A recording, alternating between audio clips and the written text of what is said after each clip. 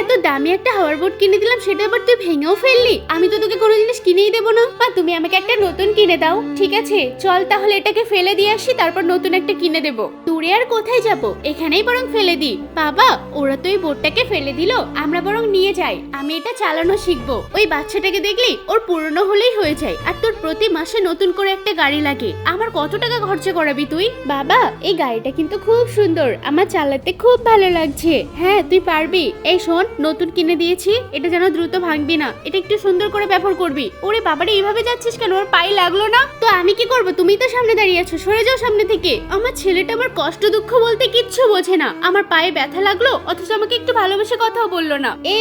ওরে বাবারে কি জোরে লাগলো। কি হয়েছে কি বাবা? মনে হয় চাকাতে আমার আঙুলের উপর উঠে গেছে তো, তাই ব্যথা লেগেছে। হ্যাঁ তোমার ব্যথা লেগেছে? এই গাড়িটা আমি আর চালাবোই না, যে গাড়ি আমার বাবার পায়ে ব্যথা দিয়েছে। আরে তুই আমার জন্য কত ভাবিস।